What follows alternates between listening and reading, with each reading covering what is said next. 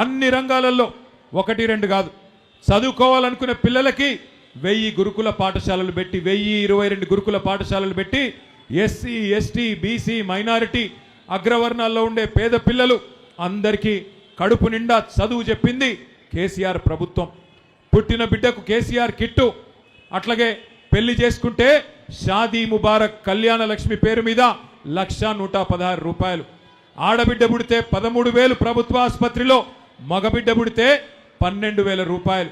ఇట్లా పుట్టిన బిడ్డ నుండి చనిపోయే ముసలి తాత దాకా అవ్వ దాకా అందరినీ ఆదుకున్నది కేసీఆర్ ప్రభుత్వం.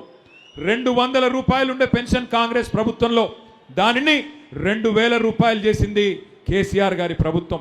ప్రతి ఒక్కరికి ఏదో ఒక రకమైన మేలు చేసే ప్రయత్నం చేసింది తప్ప ఎక్కడ కూడా పొరపాటున ఎవరికి నష్టం చేయలేదు కేసీఆర్ గారు.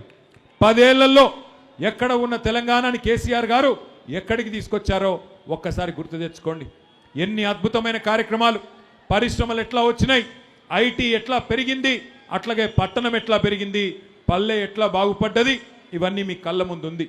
మీరు హైదరాబాద్లో 2023 ఎన్నికల్లో కూడా ఒక్కటంటే ఒక్క సీటు కూడా కాంగ్రెస్ పార్టీకి ఇయ్యలేదు. మళ్ళీ తిరిగి కేసీఆర్ గారికే జై కొట్టి ఆ రోజు జూబ్లీహిల్స్ నియోజకవర్గంలో కూడా మాగంటి గోపీనాథ్ గారిని మీరు అఖండమైన మెజారిటీతో గెలిపించి తిరిగి 3వసారి శాసనసభకు పంపినారు. మరి ఈరోజు ఒక్కసారి మీరు ఆలోచన చేయండి. అనుకోకుండా గోపన్న కూడా మీ అందరికీ ఎప్పుడు అందుబాటులో ఉంటూ, మీ అందరితో ఎప్పుడు కలిసిమెలిసి ఉంటూ, ఎప్పుడు ఏ కష్టం వచ్చినా ఏ సమస్య వచ్చినా మీకు అందుబాటులో ఉన్నవాడు మాగంటి గోపీనాథ్ గారు.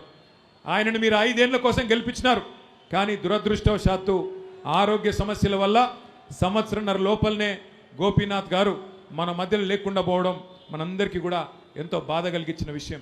ఇవాళ ఆ కుటుంబం, ఏ కుటుంబం అయితే పార్టీకి సేవ చేసిందో, ఏ కుటుంబం అయితే జూబ్లీహిల్స్ నియోజకవర్గానికి గోపీనాథ్ గారి రూపంలో అండగా నిలబడ్డదో ఆ కుటుంబం ఒక పెద్ద దిక్కును కోల్పోయి ఇవాళ మీ ఆశీర్వాదం కోసం ఆ ఇంటి ఆడబిడ్డ మీ అందరి దగ్గరికి కూడా వస్తూ ఉన్నది. తప్పకుండా ఈ ఆడబిడ్డను మీరందరూ ఆశీర్వదిస్తారని, తప్పకుండా మంచి మెజారిటీతో గెలిపిస్తారని చెప్పి నేను బలంగా నమ్ముతా ఉన్నా.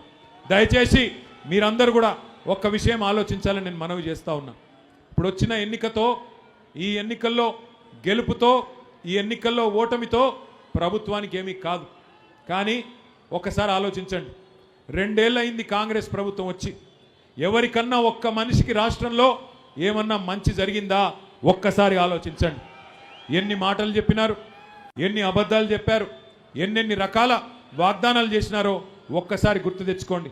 హతేలీ మే జన్నత్ దిఖాకే, అరిచేతిలో స్వర్గం చూపెట్టి అందరికీ అడ్డగోలు హామీలు ఇచ్చి, ముఖ్యంగా గ్రామీణ ప్రాంతాల్లో ఉండే రైతాంగాన్ని, గ్రామీణ ప్రాంతంలో ఉండే మరి అక్కడ ఉండే పెద్దలని మోసం చేసి కళ్ళబొల్లి కబుర్లు చెప్పి 420 హామీలు ఇచ్చి ఇవాళ అధికారంలోకి వచ్చింది కాంగ్రెస్. అధికారం పెద్ద విషయం కాదు. 10 ఏళ్ళు మీరు మాకిచ్చారు, ఇవాళ వాళ్ళకి ప్రజలు అవకాశం ఇచ్చారు. నేను మిమ్మల్ని దయచేసి ఆలోచించమని కోరుతా ఉన్నా. 10 ఏళ్ళ మా పరిపాలన మీ ముందుంది.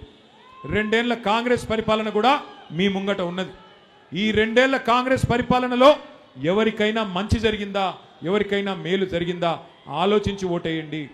కాంగ్రెస్ పార్టీకి ఓటేయడానికి ఒక్క కారణం ఉందా దయచేసి ఆలోచన చేయండి. ఒక్కటంటే ఒక్క కారణం ఉందా? ఎన్ని మాటలు చెప్పినారు. పెద్ద మనుషులకి కేసీఆర్ గారు 2,000 పెన్షన్ ఇస్తే మేము 4,000 పెన్షన్ ఇస్తామని చెప్పినారు. అట్లాగే ప్రతి ఆడబిడ్డకి నెలకు 2,500 రూపాయలు నెలకు ఇస్తామని చెప్పినారు. ఒక్క ఆడబిడ్డకైనా మరి అది కూడా 100 రోజుల్లో ఇస్తామని చెప్పినారు. ఒక్క ఆడబిడ్డకైనా నెలకు 2,500 అందిందా? ఎవరికన్నా వచ్చిందా 2,500? ఎవరికన్నా 4,000 పెన్షన్ వచ్చిందా? తులం బంగారం ఇస్తామన్నారు, ఇచ్చినారా? తులం బంగారం వచ్చిందా? ఎవరికైనా గట్టిగా చెప్పాలా? ఆడపిల్లలకు స్కూటీలు ఇస్తామన్నారు, ఇచ్చినారా? పోనీ కేసీఆర్ గారు కష్టపడి బాగా చేసిన కరెంటుని ఇవాళ కరెంట్ అన్న సక్కగిస్తున్నారా ఈ ప్రభుత్వం? మంచినీళ్ళకు బిల్లులు వస్తున్నాయా? కేసీఆర్ గారు ఉన్నప్పుడు 20,000 లీటర్లకు ఫ్రీ వాటర్ ఇచ్చిండు. హైదరాబాద్లో 20,000 లీటర్లు ఫ్రీగా ఇక్కడ ఉండే పేదలకు ఇచ్చిండు. ఇవాళ ఈ ప్రభుత్వం వచ్చినాక బిల్లులు వస్తున్నాయా?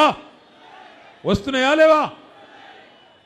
ఇవాళ కేసీఆర్ ఫ్రీగా ఇచ్చిన నీళ్లు కూడా ఇచ్చే తెలివి లేదు, ఇచ్చే ముఖం లేదు వీళ్ళకి. కరెంట్ ఇచ్చే తెలివి లేదు, నీళ్ళు ఇచ్చే తెలివి లేదు, పేదలకి పథకాలు ఇచ్చే తెలివి లేదు, కనీసం కేసీఆర్ గారు ఇచ్చిన పథకాలు కొనసాగించే తెలివి కూడా లేదు. కేసీఆర్ గారు ఎన్నడూ పేరు మీద మతం పేరు మీద రాజకీయం చేయలేదు. పేదవాళ్ళు ఏ కులంలో ఉన్నా ఏ మతంలో ఉన్నా మంచి చేయాలని ఆలోచన చేసినారు. ఒకసారి గుర్తు తెచ్చుకోండి, బతుకమ్మకు కేసీఆర్ గారు ఉన్నప్పుడు చీరలు వస్తుండేనా? ఒక్కసారి చీరలు వస్తున్నాయి అన్నటోళ్ళు చేయలేవట్టాలి. బతుకమ్మ కేసీఆర్ ఉన్నప్పుడు చీరలు వచ్చినాయా? ఇలా కాంగ్రెస్ వచ్చినాక చీరలు వస్తున్నాయా? కేసీఆర్ గారు ఉన్నప్పుడు రంజాన్ తోఫా వస్తుండేనా లేదా? కేसीआर साहब जब थे रमजान का तोहफा आता था कि नहीं आपको? आज मिल रहा आपको रमजान का तोहफा? केसीआर साहब जब थे तब के आप क्रिसमस के टाइम पे क्रिसमस गिफ्ट मिलता था. अब क्रिसमस गिफ्ट मिल रहा क्या? क्रिसमस कानुका वस्तुंदा?